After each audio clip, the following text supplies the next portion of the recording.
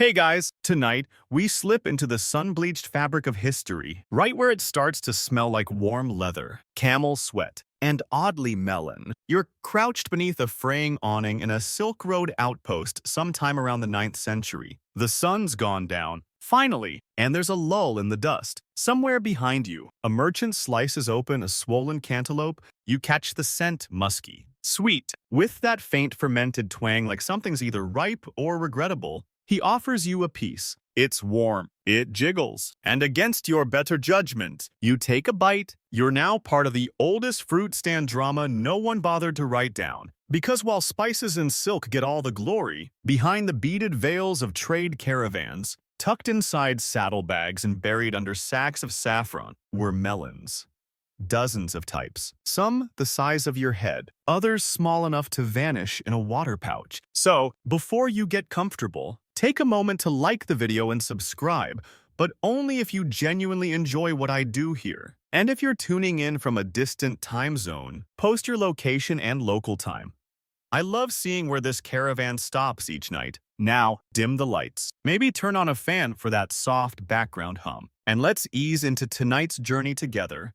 You're in the caravan now, not leading it. Of course, your camel walks like it hates you. Your job's somewhere between apprentice cook and designated melon watcher. You keep them wrapped in wet cloth, turning them twice a day to prevent rot, and making sure no one sits on them. It's thankless, squishy work. Melons, in case you forgot while modern refrigerators spoiled you, don't last long. But out here, along the Silk Road, they were worth their weight in silver, sometimes literally. A single Hami melon from what's now Xinjiang could buy you dinner, a fresh scarf, and maybe even a poem if you ran into a lonely scholar. These weren't your bland grocery store cantaloupes either. Ancient sources describe striped skins, golden interiors, red flesh like desert rubies, and seeds so potent they were ground into love tonics. And if you're wondering why anyone thought a fruit with a 72-hour shelf life was worth hauling across 4,000 miles of dry terrain, welcome to history, where logic often stops for a snack. You pass through Samarkand, and the melons here are different, oblong, speckled, rumored to taste faintly of rosewater and almonds. Locals claim their seeds were blessed by Zoroastrian priests, though historians still argue whether that was real or just good marketing. One evening, you overhear two traders whispering about a melon grown in a hidden valley that never spoils.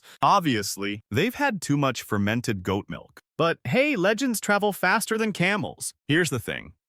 Most scrolls skip. Melons weren't just eaten. They were shared, cut into wedges, sprinkled with whatever passed for salt, and passed around under moonlight. Some were dried into slivers, others mashed with honey, then smeared on flatbread, or soaked into yogurt for an early morning detox bowl that made you question all your life choices. And every caravan, no matter how rugged, had that one guy who swore his grandmother made the best melon preserve on earth. Usually, this grandmother lived in a distant oasis and guarded the recipe like state secrets. You never meet her. The recipe is always in a scroll, but mysteriously never emerges. Some evenings, when the sand finally cools and the fire crackles low, an elder might tell you about the first melon ever traded across the Taklamakan. Supposedly, it was delivered by a monk who carried it cradled in silk, like a newborn. Whether that's true or not, no one cares. The story tastes sweeter than the fruit. And then there's the disappointment melon, the one that turns out to be all rind and no flavor. It happens. You've watched a grown man cry into his lap over one. Trade was brutal. Here's your quirky tidbit for tonight. Some Central Asian caravans used hollowed-out melon rinds as bowls, multi-purpose, and, yes, occasionally helmets for children. Because why not? If you're going to eat the same barley stew every day, you might as well wear a fruit hat while doing it. Now, as your camel shifts beneath you and the stars bloom overhead, you suck the last of a melon seed from your thumb and wonder if this road ever ends, or if you'll just keep riding. Melon to melon, sunset to spiced stew, forever caught in that warm, fragrant loop of ancient hunger. Your camel smells like a loaf of bread left in the rain, but you forgive it. After all, it's carrying a cargo more delicate than glassware. Melons. Fat, fragrant, absurdly delicate melons. And here's what should strike you as completely unhinged.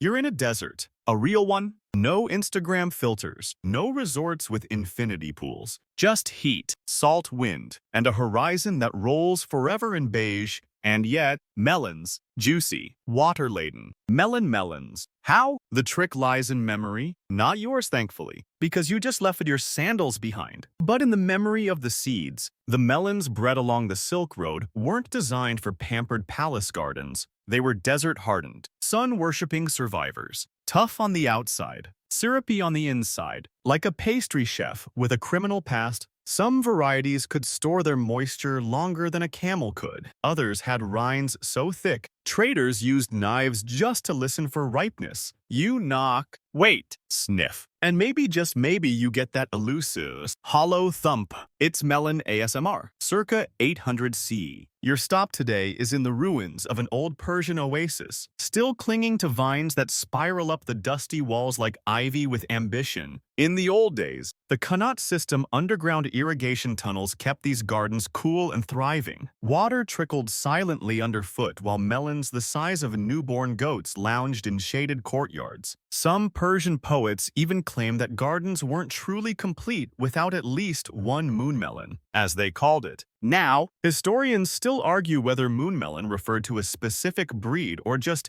any melon eaten under a moonlit roof with decent wine and questionable company. Both feel historically accurate. You settle beside an elderly gardener with sun-battered cheeks and stained thumbs. He offers you a slice of something green-fleshed and oddly crisp, desert snow. He calls it, you bite and it snaps like a cucumber. The taste is clean, not overly sweet, with an after hint of mint and mineral. You blink. He chuckles, dessert.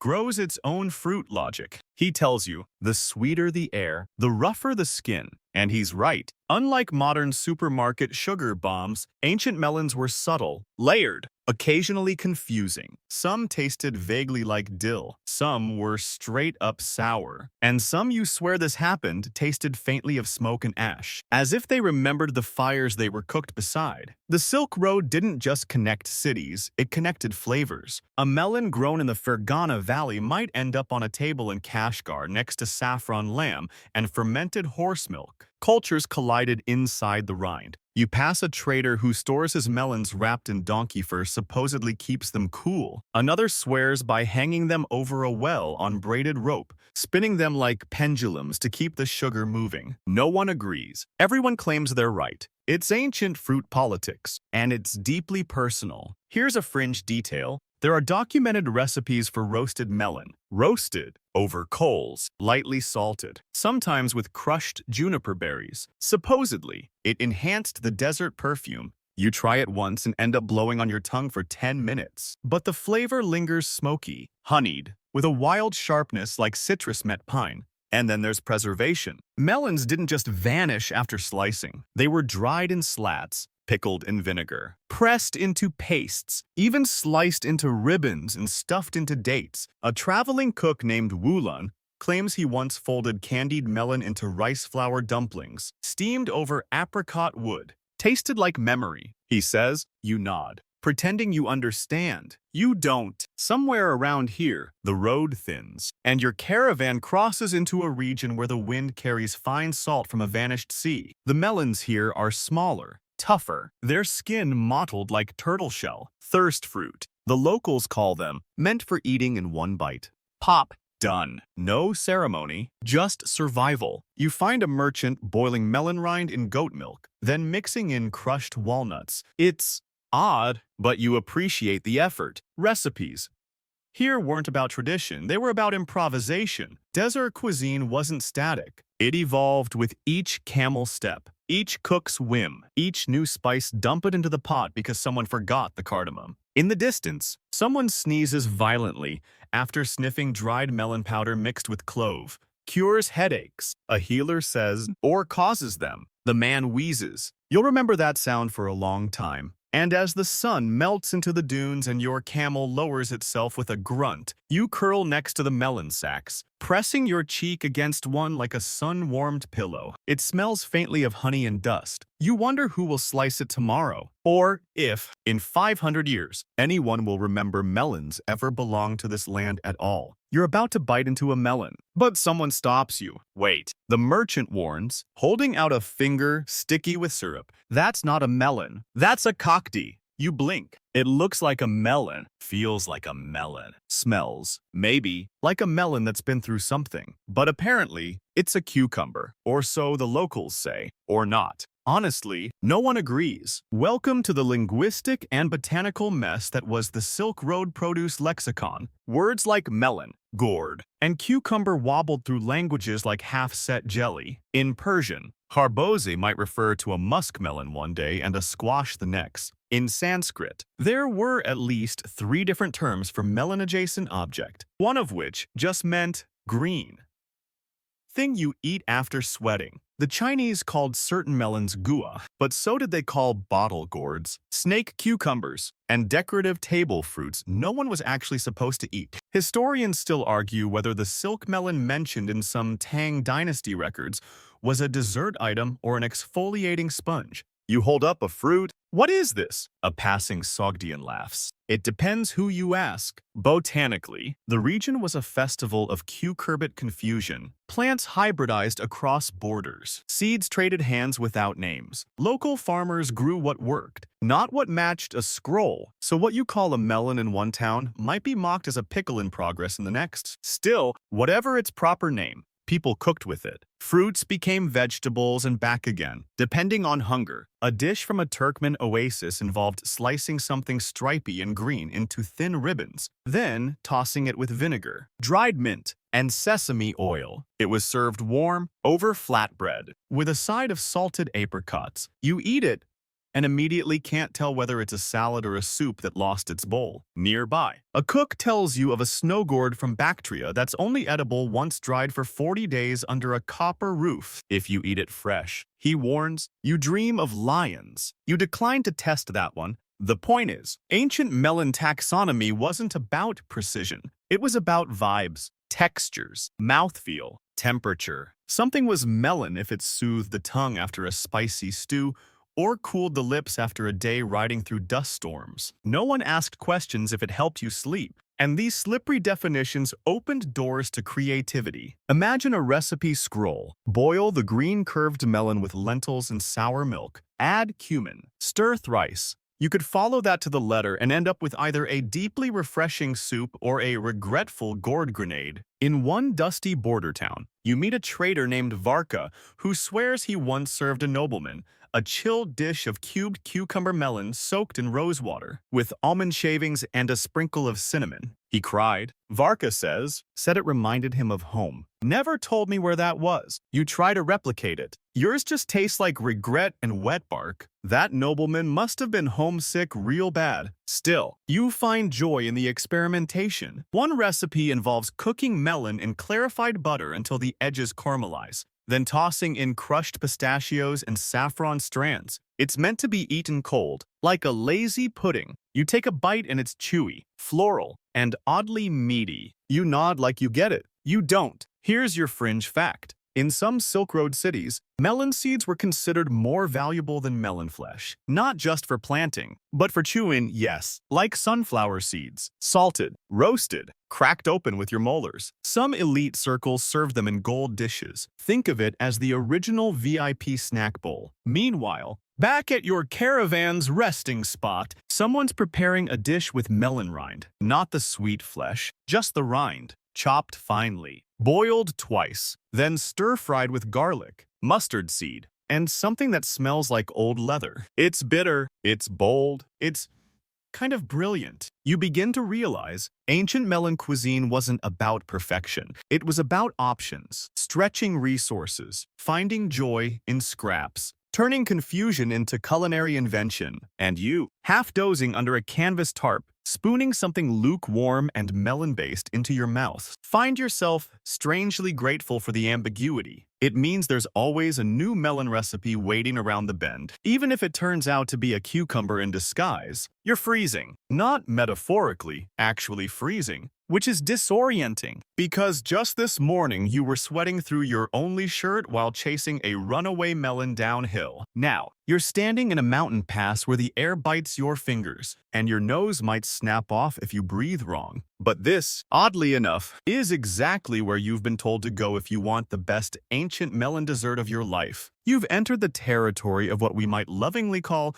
the Persian slushy conspiracy. Here's how it works. Up here in the Zard Ku Mountains, or sometimes near Mount Damavand, long before refrigerators existed, ancient Persians figured out how to haul snow, actual snow, down to lower elevations using massive insulated goatskin sacks and clever shaded tunnels. It was a whole operation. And what did they use this precious snow for? Melon snow bowls. Obviously, you're led into a small settlement by a man with a very serious beard and a very unserious hat. He ushers you into a stone chamber where a shallow copper basin sits, nestled in straw. Inside, shaved mountain ice, drizzled with syrup made from reduced melon pulp and date molasses. On top, crushed rose petals, chopped pistachios, and wait for it, a tiny dash of salt. You blink, you taste, you levitate. This was no rustic treat. Back in the Achaemenid era, these melon ice dishes were served to nobility, sometimes even royalty. And not just in Persia, ancient texts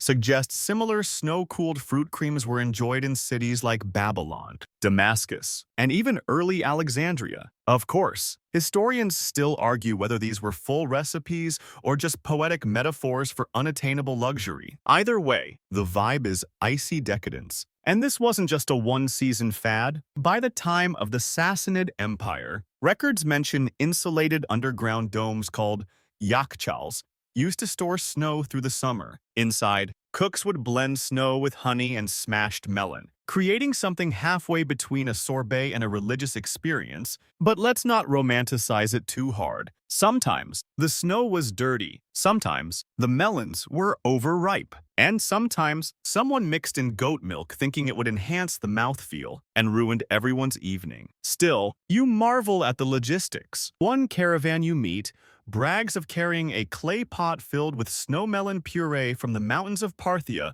all the way to Nishapur. The trick? Nestling it in wool, stuffing it between two bundles of saffron, and praying a lot. Did it make it intact? Barely. But the recipient, some mid-level vizier with more influence than taste, declared it worthy of a poem. He then vomited behind a curtain. Melon and snow are not friends when left unrefrigerated for 3 weeks. Here's your quirky tidbit. Some early cooling methods involved burying melons themselves in snowbanks until the flesh partially froze. Then they'd be halved and served like bowls, their chilled interiors spooned out while someone nearby played a reed flute. Why the flute? No idea. Maybe everything tastes better with live music. Of course. Not everyone could afford this nonsense. In smaller villages, folks simulated the effect by soaking sliced melon in cold stream water, then chilling it overnight in ceramic pots left in shaded courtyards. It wasn't exactly a snow slushy, but on a desert morning, it probably felt like divine intervention. You also encounter some ancient hacks. One roadside cook shows you how he buries thin melon slices under salt-damp sand, which chills them slightly overnight thanks to evaporative cooling. Another guy just fans his fruit constantly and insists it's spiritual refrigeration.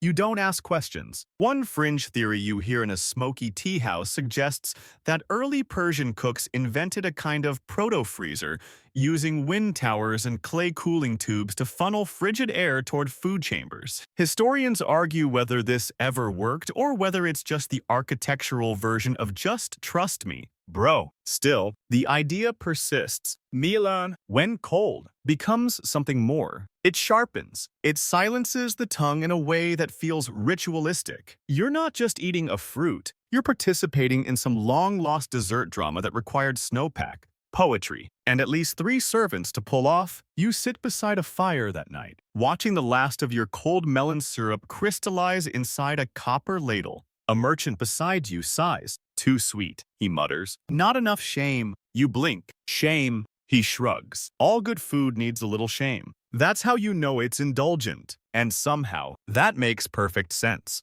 You've made it to a caravanserai, the ancient Silk Road equivalent of a truck stop, but with more incense, suspicious stew, and actual camels. Your legs ache. Your boots are dust-worn, and the melon you've been guarding for 4 days has bruises that look like emotional trauma. But tonight, something unusual is brewing in the courtyard. A cook-off. These informal culinary showdowns weren't rare. After all, when you've got 15 traders from 15 cities stuck together with nothing but dried apricots and gossip, someone will eventually start a food-related duel. Tonight's theme, Melon. There's no entry fee, just ego. The rules, vague at best. A crusty old cook from Nishapur says you have to use melon as the primary spirit of the dish, whatever that means. A spice vendor from Bukhara interprets that to mean anything melon adjacent. You're already bracing for a lot of raw improvisation and exactly zero food safety standards. The fire pits are stoked. The pots clatter. Someone starts playing a battered string instrument in the background. It may or may not be in tune. The smell that rises from this chaotic outdoor kitchen is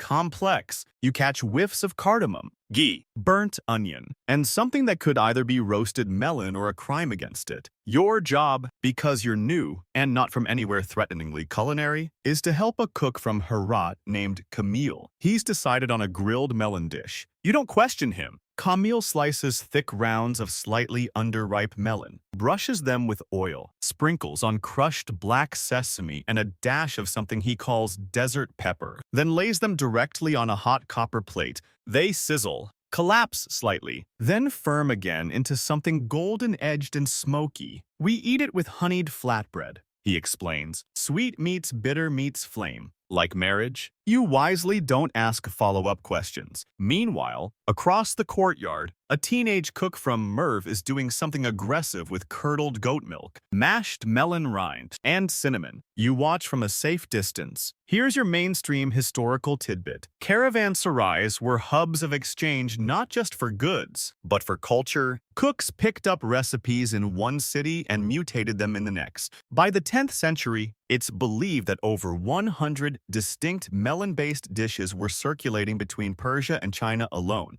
from sorbets to stews to jammy, fruit-glazed flatbreads. And these cook-offs, they were the Silk Road's version of YouTube recipe battles, only with more dust and higher stakes. Victories earned bragging rights. Losers washed dishes. One cook famously lost a bet and had to wear a hollow melon rind as a hat for a week. It molded. No one recovered. You try a dish from a Sogdian merchant that involves pickled melon rinds wrapped around aged lamb fat, tied with string, and briefly smoked over cedar wood. The taste is intense, like licking a tree that once dated a melon. You smile politely, then comes the moment of judgment. There's no official panel, just whoever's not cooking or napping in a corner. Plates are passed. Compliments are sparse. Criticism, however, is offered with the kind of brutal honesty you usually only find in family reunions. Too sweet. Not enough bite. This tastes like a child's apology. Is this melon or soap? Eventually, Camille's grilled slices come around. People chew. Pause. Chew again. Then slowly, the nods begin. Respectable, someone mutters, like licking summer's shadow. Adds another. You beam like you had anything to do with it. Here's your quirky tidbit. In some regions, Melon was used as a palate cleanser between meat courses. A slice dusted with crushed mint and coarse salt was said to reset the tongue. This practice may or may not have come from a cook in Balkh who kept burning the stew and needed a cover story. By the end of the night, the fire's dying low, and the courtyard smells like stories. Leftover slivers of fruit are scraped into bowls. The loser from Merv is already carving melon rind sandals as punishment. You sip a cooling drink of melon puree mixed with watered-down yogurt and a hint of dill, meant to settle the liver. It works? Or you've just given up on worrying. Above, the stars glitter like scattered seeds, and below, tucked into a cloth wrap at your side, Camille presses a sliver of grilled melon into your palm. For the road, he says, or for a dream. Either way, it's sweet enough. You wake up in the middle of the night, stomach gurgling, lips dry, and a taste on your tongue that might be yogurt or regret. You reach for your water skin. It tastes faintly of melon rind. Of course it does. Today's journey begins with a question no one likes to ask aloud. Is this fermented or just spoiled? You're in the zone of culinary risk now. The place where ancient melon recipes walk a tightrope between genius and gastrointestinal roulette. This is where things get sour. Literally, the dish in front of you is a stew. Kinda more like a beige slurry. It's made from overripe melon, sheep yogurt, vinegar, and thin slices of something that might once have been garlic or is now just a general warning. You take a spoonful. It's tart, cold, slightly fizzy. Your eyebrows try to escape your face. Good. The cook asks, expectantly, "It's interesting." You manage. He grins. That's how you know it's working. This, you learn, is a medicinal dish. Sort of. In 11th century manuscripts from Neoshapur and Bactria, stews like this were listed as cures for summer fever, over dry tongue, and excess ambition. Whether they actually helped or just distracted the patient with surprise gas is still debated. Historians still argue whether these sour melon stews were eaten daily, or only when someone's uncle declared himself a prophet after a heat stroke. Either way, they were common across the trade routes, and everyone had their own version, some more edible than others. A woman in Kashgar tells you her great-grandmother's variation involved drying melon slices until leathery, then rehydrating them in fermented goat whey with coriander seed and grated radish. You try it, it tastes like a dare. And here's the thing, this wasn't a mistake. In the ancient world, fermentation wasn't just preservation, it was art, control, faith. If it bubbled just right and didn't kill your cousin, it was a recipe. If it didn't, back to the vinegar jar. Somewhere in the stalls of a bustling market, you find a seller hawking Melona, a kind of sour melon paste stored in clay jars sealed with beeswax. Spread on bread, he says, or on wounds. That's a wide usage range. You take a sample anyway. You pass by another booth offering what's basically melon vinegar sharp, golden, cloudy stuff aged in datewood casks. One trader dips a piece of lamb in it and swears it activates the meat's secret voice. You nod solemnly, pretending that means something. Here's your quirky tidbit. In certain Central Asian villages, sour melon rind soup was served during funerals to purify the tongue before mourning. The logic: bitterness makes the soul honest, a theory not everyone appreciated, judging by the faces around the pot. But the real challenge was always storage. Without ice, without reliable clay cooling jars, without magic.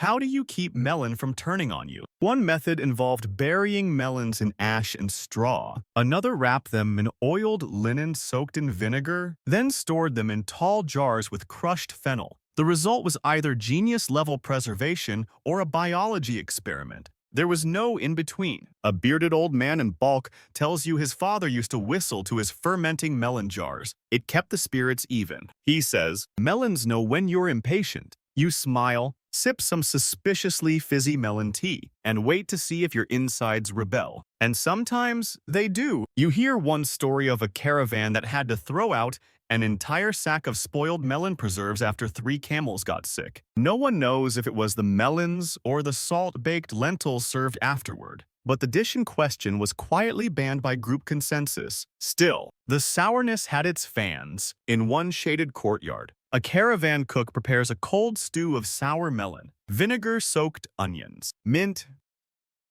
and toasted cumin seeds, served with crusty wheat flatbread and a dollop of thick yogurt. It somehow works. It bites back, but it's balanced, cooling, sharp. It makes you feel alive, in a slightly dangerous way. Later that night, you overhear a traveler say something that sticks. Sweet is for memories. Sour is for truth. And in the quiet, as the stars rise and someone nearby softly hums a lullaby in a language you can't name, your belly settles, sour or spoiled, fermented or just unfortunate. These melon dishes survived because someone believed they should. Someone tasted, adjusted, and tried again, until sourness wasn't a failure, but a flavor. You sip one last spoonful of tart, vinegared melon broth, and you sleep like someone who's just barely survived a culinary gamble from 900 years ago. You wake to the sound of slurping, not a gentle, polite sipping, but a full-throated, joyful schlurp.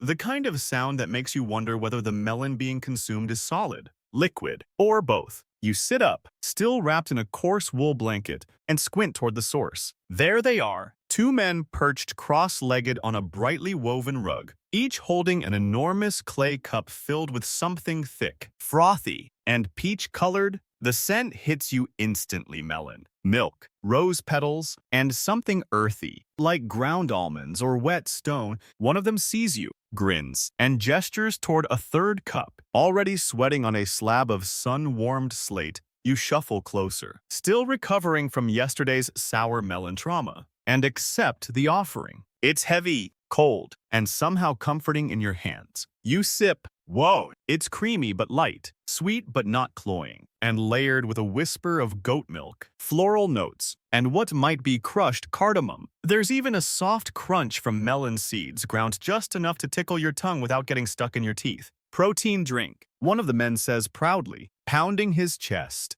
Good for caravans, good for love. You nod. Even though you're fairly sure this was never endorsed by any reputable physician, these two are from near Tashkent, and they call themselves the Pishgun brothers, though you suspect they're not related at all. What they are, however, is brilliant at branding. They've been traveling the Silk Road with a large handcart painted with the words "Chilled Strength" in 3 languages, and they sell what may be the ancient world's first smoothie. Their base, mashed ripe melon. Their liquid, goat milk or watered yogurt, depending on region. Their sweetener, date syrup or honey, but never both. They warn, ominously, their signature twist, a pinch of powdered rosehip and a few flakes of ground pistachio bark. They serve it foamed, thanks to a method that involves whisking the mixture with a bundle of willow twigs for half an hour. Builds arms, the taller brother says, and builds thirst. You drink 3 cups before you can stop yourself. Here's your mainstream historical fact. Beverage-like dishes made from mashed melon and milk appear in Persian and early Islamic texts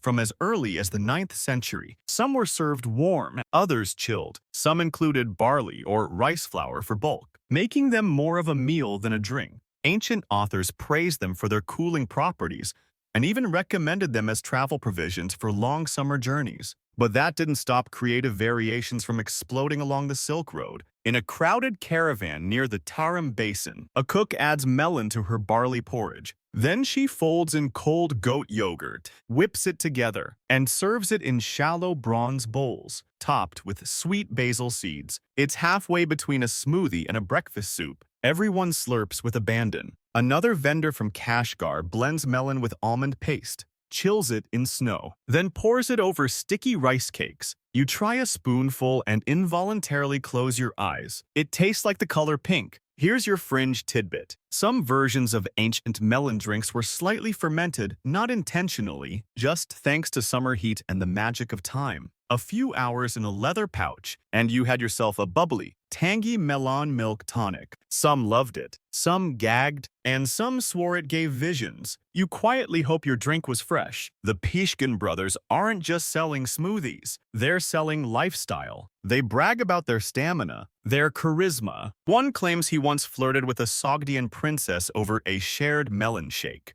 and she blushed until autumn. You're not sure how biologically accurate that is, but you respect the confidence. By noon, they've sold out. The clay cups are stacked, rinsed with mint water, and packed away. They disappear down the road, cart wobbling over pebbles, shouting their motto. You drink, we conquer. You sit back, belly full, cheeks sticky, and wonder how long these smoothie traditions lasted. Were they forgotten? Did they evolve into the lassis and sharbat of later centuries? Or did they quietly vanish too dependent on rare melons? Goats with good attitudes and men with marketing instincts. Historians still debate whether these traveling melon drinks were common or cult-like. Most scrolls focus on trade goods and were not breakfast beverages. But you can't help but think this part mattered. 2. You tilt your head back and let the breeze wash over you. Somewhere in the distance, someone sings a wordless tune. You press your thumb into the last drops of melon foam left in your cup.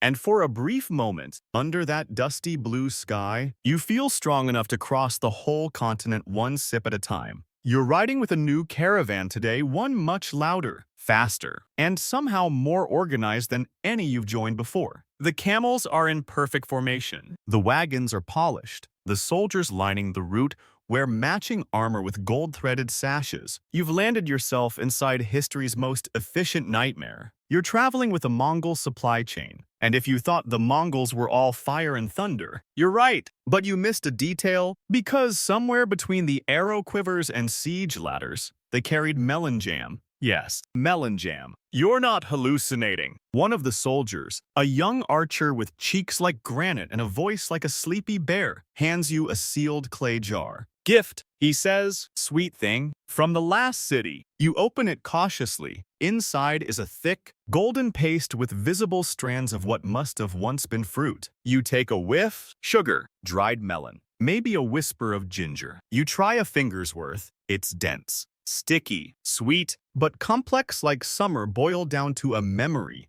Turns out, the Mongols weren't just interested in conquering land, they had taste. As the empire stretched from the steppes to Persia and into China, their logistical teams adapted fast. They needed food that traveled well, packed tightly, and didn't rot. Q. Preserved melons. In oasis towns like Merv, Nishapur, and Samarkand, you learn. Traders began drying melon slices until leathery, rolling them into tight spirals, then stewing them down with honey and stone fruit for long-term storage. These melon leathers were often sliced thin and stored in sealed pouches. Add hot water. Instant dessert. Add to porridge. Luxury breakfast. Slather it on flatbread with goat butter. You just made a Khan snack. Here's your mainstream historical fact. Mongol armies moved with mobile field kitchens and supply caravans. Archaeological digs have uncovered remnants of dried fruits and seed pods, alongside military gear. These weren't just warriors, they were organized omnivores. But here's the twist. The melon jam craze didn't come from the Mongols, it came with them. As they stormed through Central Asia, they plundered cities and sometimes recipes. You hear one story of a captured chef from Bukhara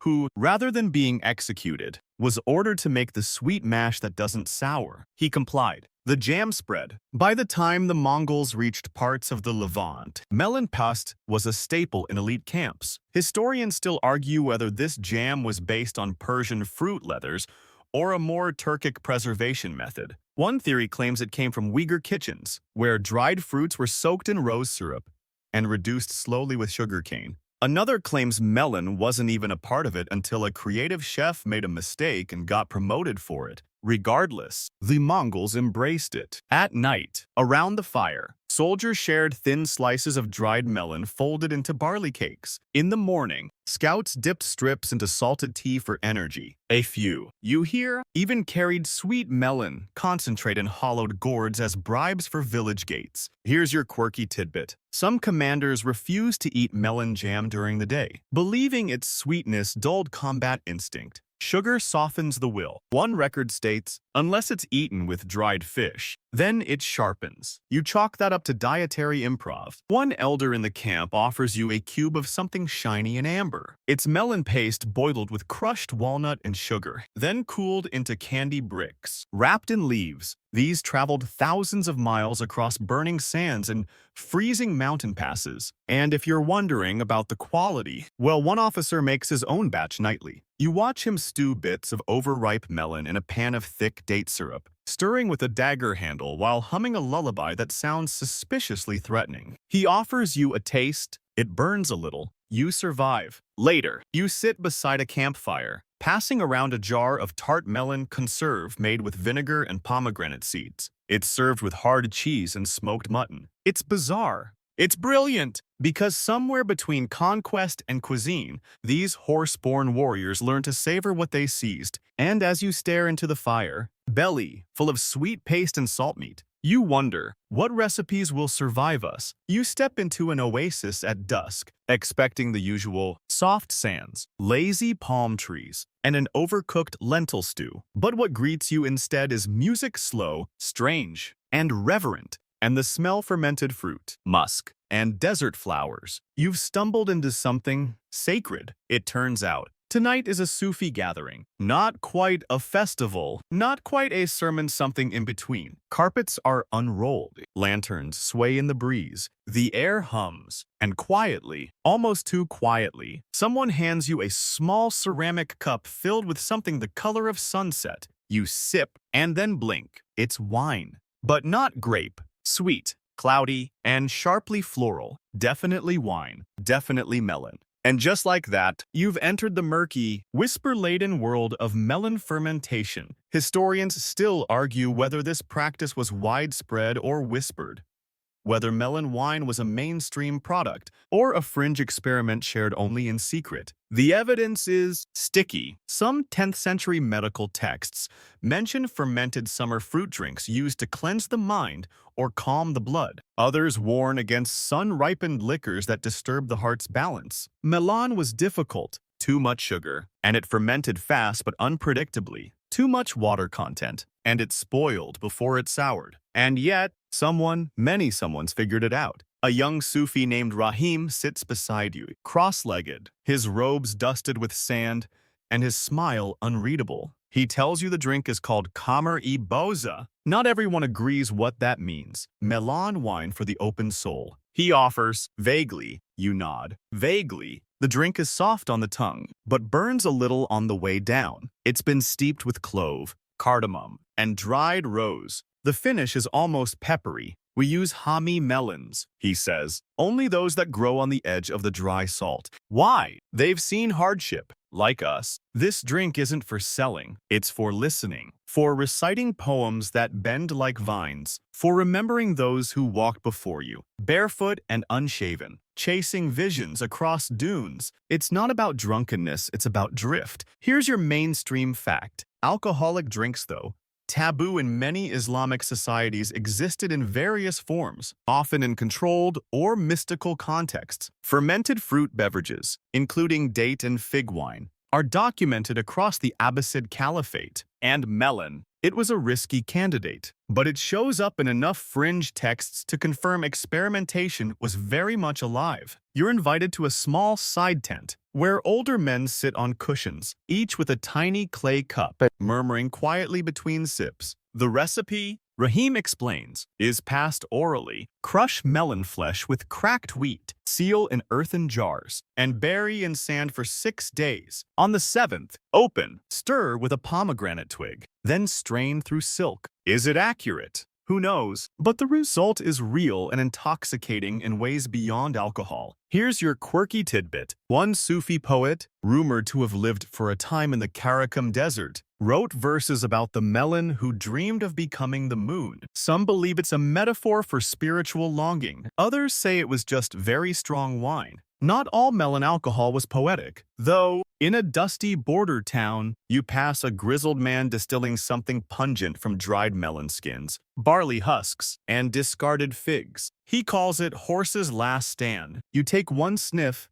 and feel your eyelashes go numb, even outside religious orders. Melon fermentation had its place. Oasis dwellers brewed small-batch meliomelias, that's a real term, a hybrid of melon, honey, and wild yeast. The taste, variable. One batch could make you sing. The next could make you reconsider your ancestors. Some used it medicinally to treat cold fevers or inward heat. Others used it ritually, sipping under full moons, whispering to ancestors, or marking births and deaths with toasts in melon cups. And some just wanted to get lightly buzzed without being noticed. A merchant you meet tells you melon wine was often disguised, poured into vinegar jugs, sipped from teacups, hidden behind religious tracts and jars of lentils, to drink in silence. He says, is to honor the fruit more deeply. You stay up too late that night, lantern light flickering on your fingers, sipping that last sweet drop of the sacred melon brew. Your thoughts scatter gently, like leaves in wind. You forget how far you've come,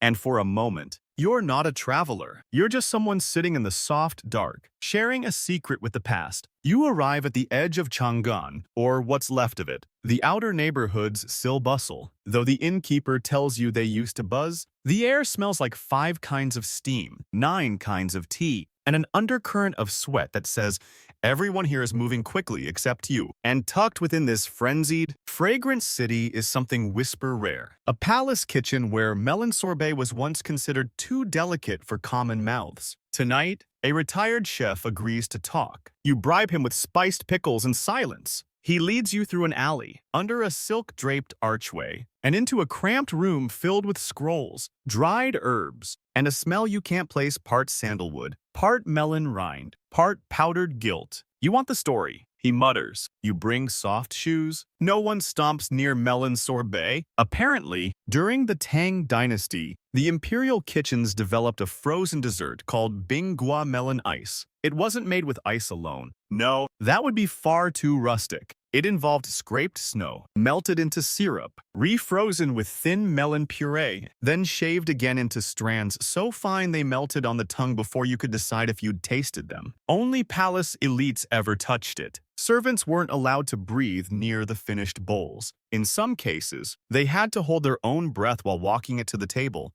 Imagine fainting with the emperor's sorbet in your hands. The chef grins. It happened. Once. Here's your mainstream historical fact. Tang Dynasty cuisine was famously sophisticated. Kitchens were staffed by hundreds. Ice cellars existed, massive underground chambers filled with winter-cut lake ice, stored under straw for use in summer. Some were used specifically for chilled desserts like melon slush or bingua. The recipe: a hush-hush blend of hami melon, white honey, powdered lotus root, and a splash of fermented rice water. That last part, he says, was the secret, adds shimmer. But here's the fringe bit. Some scrolls suggest the final version of bingua wasn't meant to be eaten.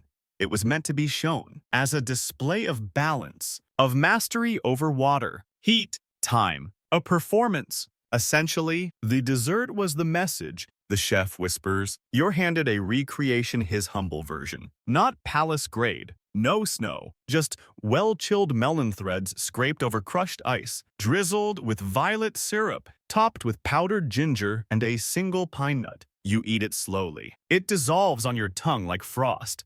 And Perfume had a quiet argument and decided to apologize with sweetness. It's subtle, regal, utterly impractical, and yet profound. Later, he shows you old tools. A bronze ice scraper, a ceramic bowl etched with clouds, a bamboo fan once used to cool sorbet during plating. We didn't cook. He says, we curated. And curated, it was. Servants rehearsed the sorbet service like choreography. It had to arrive at the perfect consistency, soft enough to melt, firm enough to hold shape. Too soon, and it was icy. Too late, and it wept. Some emperors insisted on eating in silence to hear the sorbet change. Here's your quirky tidbit. One empress reportedly banned lychee from melon sorbet for distracting the tongue. Another, it's said, demanded that her melon dessert be served only after someone recited a poem comparing it to moonlight on polished jade. That servant's voice cracked during rehearsal. He was reassigned to laundry. As you leave, the chef offers you a scroll. It's faded, illegible in parts, but it bears the faint diagram of what looks like a layered dessert. Melon slices, crushed ice, rice foam, a hand pointing skyward. What does it mean? You ask. He shrugs. Maybe nothing. Maybe everything. Outside,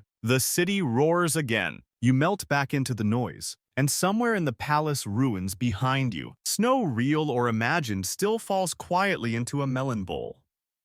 No one's tasted in centuries. You don't expect to be amazed by spice again. Not after all the cumin-laced melon stews, peppered melon pickles, and one memorable incident involving chili oil and a slice of cantaloupe that left your sinuses emotionally changed. But here you are seated on a reed mat outside a cook's tent, watching a man from Kashan sprinkle crushed black pepper and powdered cinnamon over a halved grilled melon, then squeeze a sour orange across its seared flesh. You hesitate. He nods. You bite, and then sit in silence. Because what you just tasted isn't sweet, or salty, or hot. It's everything at once, like your mouth just got confused in 3 languages. Trade routes mean spice routes. The cook shrugs. Melons are just the excuse. He's not wrong. The Silk Road was never just about silk. It was an artery of spice, an ancient delivery system for flavor in sacks and satchels, in scrolls and superstitions. And wherever spices went, people got weird with their melons. Here's your mainstream historical fact. The flow of spices through the Silk Road: cinnamon from India, pepper from Malabar, saffron from Persia, ginger from the southern steppes radically reshaped Central Asian cooking. Even fruits, which we now romanticize as delicate and untouched, were seasoned like meat. you encounter one melon dish that includes a dusting of asafoetida, bold choice. Another is wrapped in grape leaves, grilled, then brushed with a sauce of vinegar, honey, and powdered clove. It tastes like a fruit trying to pass itself off as roast lamb. And it works. A caravan from Herat carries sacks of dried basil and tiny satchels of crushed fennel seeds. They serve you a dish called garmak sukta roasted melon, split lengthwise, then rubbed with a paste of garlic, cumin, and dried mint. It's warm, spicy, and makes your eyes water in the best way. Nearby, a boy sells pickled melon cubes soaked in brine, mustard seed, and turmeric. He calls them sunstones. You buy two. He throws in a third for free when you don't flinch at the bite. But not every spice pairing is divine. You're given a slice of melon seasoned with crushed long pepper and something purple. You take a bite. It tastes like ambition and regret. Experimental, the chef says. We're not doing that again. Historians still argue whether these spice pairings followed any kind of regional pattern, or if they were simply the result of bored cooks pushing boundaries. Some believe Persian kitchens established a formal fruit spice logic, where heat, sweetness, and tang were carefully mapped out. Others think it was more like someone sneezed into a melon once, and we just kept doing it. Here's your quirky tidbit. In some Uzbek texts, there's mention of melon slices served with powdered musk and ambergris. Yes, whale vomit. Rare, aromatic, wildly expensive, fit for weddings. One record says, or acts of apology. Even Mongol warriors, who mostly preferred dried or fermented melon, reportedly enjoyed a spiced melon soup thickened with crushed pine nuts and dusted with saffron when the rare feast day arrived. You hear one tale of a merchant who traveled with two items at all times, a melon seed pouch and a tin of crushed cassia bark. He claimed he could survive anywhere as long as he could make melon fire tea, a concoction involving seared melon cubes boiled with spice, poured over crushed snow, and stirred with a cinnamon stick. You try it. It's half dessert, half punch in the throat. You approve. And sometimes, the spice wasn't added to the melon.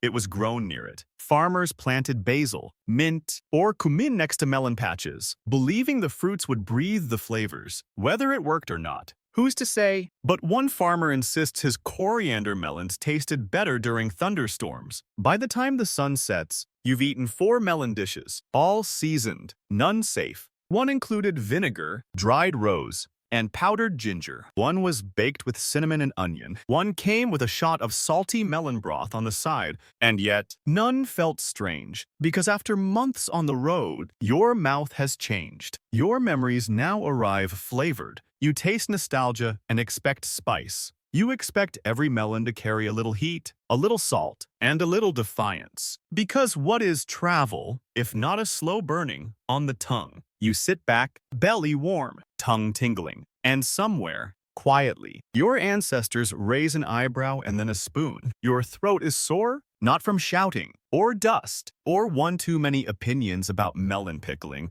but from something subtler, a tickle, a dryness, the kind of discomfort you can't quite name, until a healer offers you a clay cup filled with something golden, steaming, and gently fragrant. Drink, she says, it'll soften your voice. And your past, you sip, it's a warm tonic, sweet and sour, with notes of melon, tamarind, and something sharp and earthy. A few saffron threads drift on top, like sunset trapped in a teacup. It cools the liver, she adds, matter of fact. Welcome to the realm of melon as medicine, where fruit wasn't just food, it was treatment, ritual, and sometimes a vaguely poetic prescription written in the margins of a scroll. Here's your mainstream historical fact. In many medical traditions from the Islamic Golden Age to ancient India and Persia, melons were categorized as cooling foods, ideal for treating conditions of internal heat, fevers, dry coughs, or overactive bile. In Unani medicine,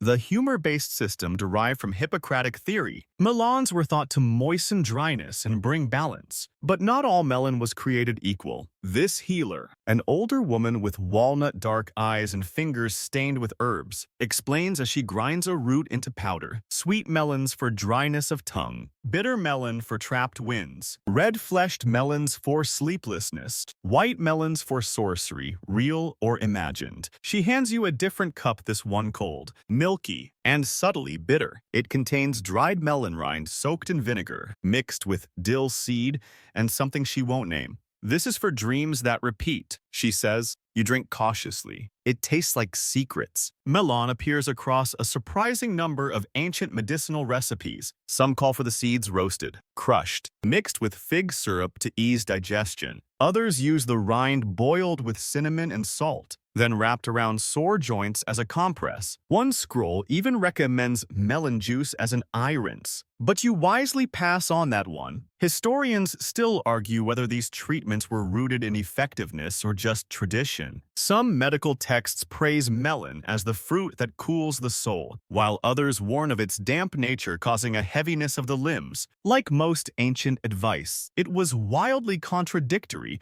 and highly dependent on the charisma of the person offering it. Still, people believed. In Bactria, you meet a caravan leader who swears by melon smoke. He dries thin slices over coals, grinds the crisped flesh, and burns it with crushed myrrh in a bronze bowl. For when the lungs are tired, he says, waving the smoke toward his chest, or when someone's lying. In Merv, a priest-doctor applies a melon seed salve to cracked heels while reciting prayers to a water spirit. Feet carry memory. He explains, soft fruit heals old roads. In Samarkand, a traveling scholar carries what looks like a melon until he slices it open and reveals dried leaves pressed inside. It's a seeded archive, he says, a melon hollowed, dried, and used to store medicinal instructions inked on rice paper. It smells faintly of vinegar and sandalwood. And here's your quirky tidbit. One traveling healer, named Faranaz, insists that a combination of melon juice, tamarind pulp, and a whisper of saffron stirred counterclockwise at dawn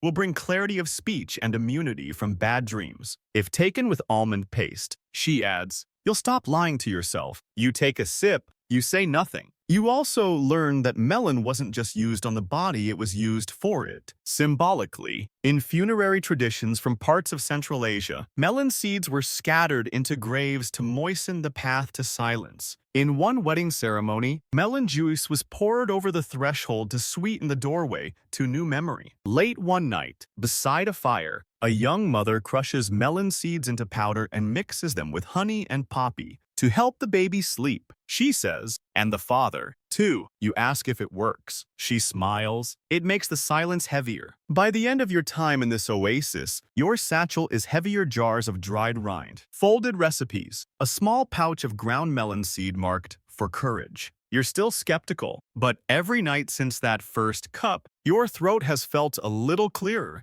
and your dreams less chaotic. Perhaps it's the placebo, perhaps it's the prayer, or perhaps melon, in all its soft and sticky forms, carries more than sweetness. It carries intention. You duck beneath a row of prayer flags fluttering in a silent breeze into a temple compound older than most maps admit. It's quiet here. No camel bells, no merchant bickering, just the gentle sweep of a monk's broom across sun-warmed stone. And then you see it, a long wooden shelf tucked against the inner wall of a scriptorium, stacked with scrolls that smell of old ink, dried milk, and something faintly fruity. You didn't come here for melon, but melon found you anyway. A young monk notices your lingering gaze and beckons you over. He pulls a scroll gently from the pile, careful not to crack its brittle edge, and unrolls it with two hands. You brace for a hymn, a prayer, or maybe a sermon. Instead, you're greeted by a recipe. At the top, a rough sketch of a melon round, with tiny flourishes and what appear to be steam lines. It's labeled simply, Preserve Joy.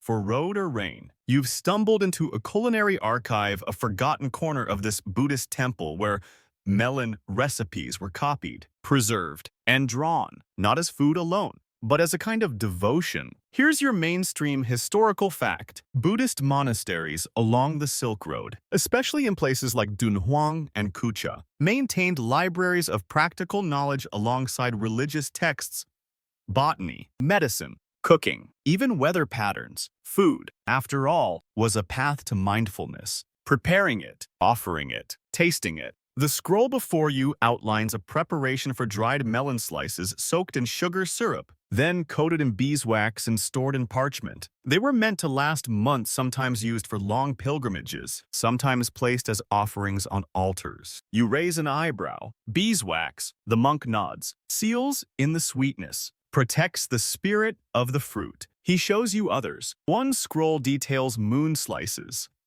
thin rounds of pale melon dried with crushed chrysanthemum petals and wrapped in rice paper. Another includes melon seed tea with wild mint, reserved for dream fasts before solstice prayer rituals. Each scroll is numbered and illustrated, the drawings alternating between instructional and poetic. One features a monk holding a steaming bowl. His eyes are closed. Above his head, a line of script reads, "Let no bitterness remain by nightfall." You find one you can't stop staring at a melon carved into the shape of a lotus, its slices curled outward like petals, filled with dried berries and roasted barley. The recipe ends with, "To be eaten only when sorrow fades." Here's your quirky tidbit. One scroll contains what can only be described as melon preservation haiku. Brief lines like, "Cut before dawn, dry by fire. Place 3 leaves beside rind. Forget it for 40 days, then forgive." You ask if these recipes are ever used. The monk chuckles. Used. Sometimes. Remembered. Always. Outside,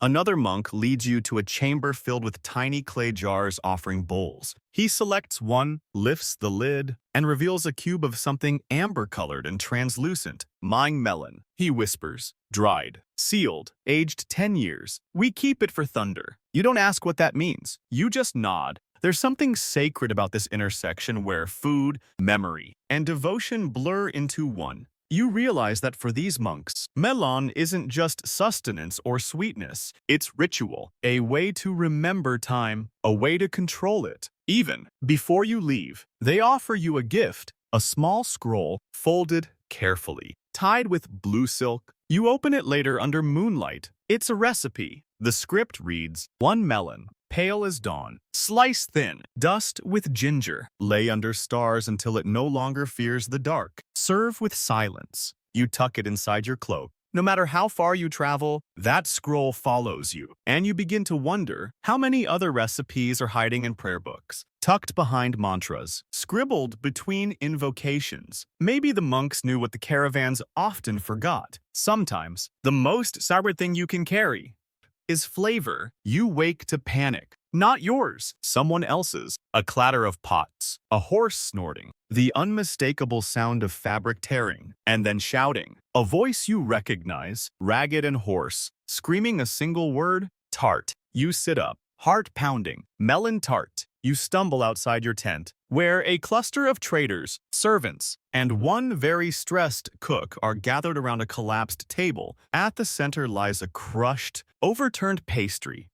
Its crust browned, its filling oozing. It smells incredible and very, very spoiled. Welcome to the story of the recipe that killed a prince. Well, allegedly. The cook, a woman from Khwarezm with arms like rolling pins, is muttering curses and apologies in 3 languages. The caravan master stands nearby, ashen-faced. "We were going to serve it at the border stop," he says. "A gift, a symbol of goodwill." "Which prince?" You ask. "The one with the pet leopard and 4 astrologers." That one." According to caravan gossip, this high-ranking envoy, technically a prince, spiritually a nuisance, was traveling to secure trade agreements between rival city-states, a diplomatic bridge, a future peacemaker. He was also, apparently, obsessed with melon. Not just melon tarts. Rumor has it, he once refused to sign a treaty until he was served a pastry that reminds the tongue of kindness. So, the cooks got creative. They developed a tart made of thin sliced honey melon layered with clove-scented custard,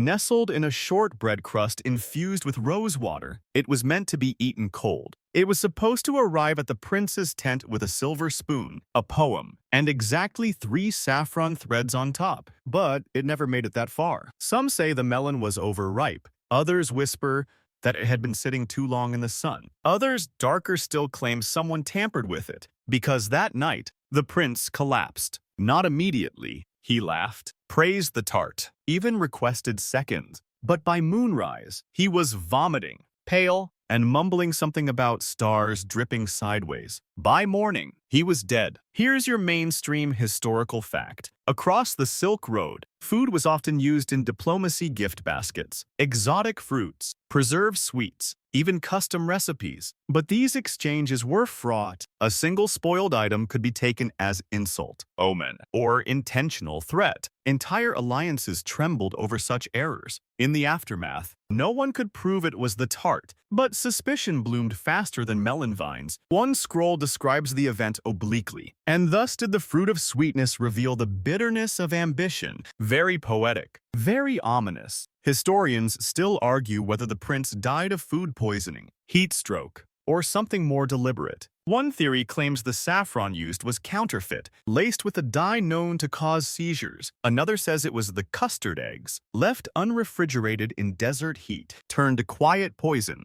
But some believe it was the melon itself. You're told that certain melons, if cut too early and stored improperly, release a gas when they begin to rot. Trapped inside the tart, it might have accelerated spoilage, or so the theory goes. Here's your quirky tidbit. In one lesser-known scroll from a Bukhara spice archive, there's a footnote describing the death tart of the diplomat prince, followed immediately by a revised recipe. Remove custard. Add salted pistachios. Serve only when wind blows east. Safe. Maybe. Delicious. Unknown. You're offered a slice of a similar tart later that evening. The cook assures you it's fresh. She's included cardamom this time. For luck, she says. You take a cautious bite. It's exquisite. The melon is firm, but yielding. The spices lift it without overpowering. The crust crumbles perfectly. You feel no visions, no omens, just the quiet joy of flavor done right. Still, you only eat one slice. The story stays with you,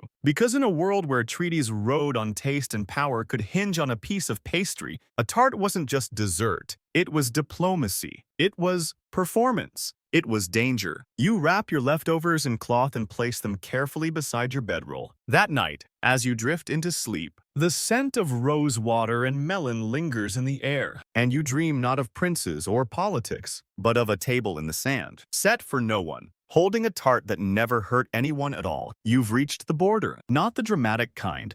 No towering gates or grumpy guards, just a shift. The soil turns redder. The wind smells of salt instead of spice. The language warps at the edges, softening vowels, stretching syllables like dough, and with it, the melons change too. You've entered a final trading town unnamed on most maps, but unmistakably a crossroads. Here, merchants gather before vanishing east or west. Here, tongues tangle and hands argue over weights, spices, and the precise softness of a fruit's rind. It's loud, chaotic, beautiful. And tonight, it's the last slice before the border. You're sitting on a low wooden bench between two traders, one from Antioch, the other from Yarkand, both holding wedges of the same melon. Neither calls it by the same name. One says karpuzi, the other insists on kavun. You just eat. The melon is pale gold, streaked with green. Its flesh is almost translucent, with a soft floral sweetness and a crisp finish. It doesn't overwhelm. It hums. Someone starts telling a story, something about a melon lost in the mountains that found its way home. No one listens too closely. Everyone nods anyway. It's that kind of place. Here's your mainstream historical fact. These border towns were essential to Silk Road trade not just for goods, but for translation, not just of language, but of culture,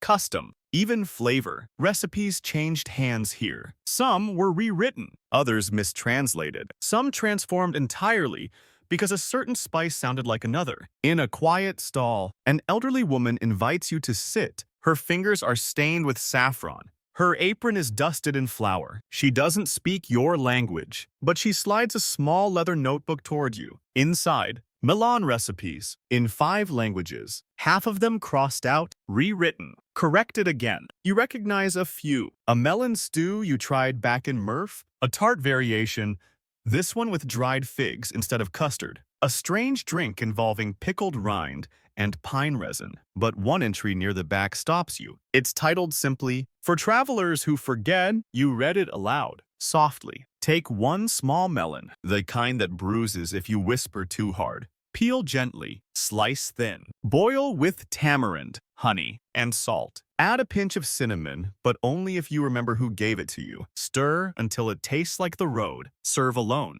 or with silence. You look up. The old woman is smiling. She taps the page. Then your chest. You carry now, and you do. You spend the afternoon helping her stir melon paste into a thick preserve. She shows you how to fan it onto cloth, dry it in the wind, roll it into tight scrolls. For long roads, she says, you wrap 3 into parchment. 1 you eat right away. It tastes like memory and dust, like farewells with sticky fingers. Here's your quirky tidbit. Some border towns required travelers to declare spices and seeds, but not recipes. Those crossed freely, smuggled in heads and hearts, scribbled in margins, baked into bread for safekeeping. That night, just before sleep, you share one last slice of melon with the cook who's followed this caravan for months. She cuts it slowly, reverently, placing each piece on a cracked wooden plate. No honey, no spice, no cleverness, just fruit, just now, and for once. No one talks, no jokes, no stories, just chewing. Just quiet. You sleep with the recipe scroll tucked against your side. Tomorrow, the language changes again. So do the coins. So do the rules. But tonight, you're still within reach of all the sweetness you've carried. And when you close your eyes, the border disappears. So now, the sun has set on the journey. The spices are packed. The fire's gone low. The last melon rind curls beside a stone empty, glistening. Your hands are sticky, your feet soft with sand. You rest your head on folded cloth that smells faintly of rosewater and travel. The air is still, except for a breeze that moves like memory. Quiet, then gone. You remember the grilled slices in Herat, the frozen shavings near Damavand. You remember the drink that made you bold, the tart that almost ended a treaty, the prayers folded inside recipe scrolls, the monks who preserved flavor like scripture, the soldiers who carried jam across mountains, the lovers who drank melon milk and promised to return. And you remember how, in every place, someone cut a fruit open, handed you a piece, and said, "Taste. This is where I'm from." Maybe it wasn't just about food. Maybe it never was. Maybe the melons were simply reminders of the way sweetness softens the road, of how kitchens carry stories better than scrolls, of how something soft, sticky, and brief can become immortal, if only because someone dared to remember. So breathe in. Breathe out. Let your thoughts ripple like sand beneath camel feet. Let your memories sweeten. Let your sleep rise gently, like steam over melon broth. You've reached the last caravan stop, and tomorrow's recipe will wait. Good night.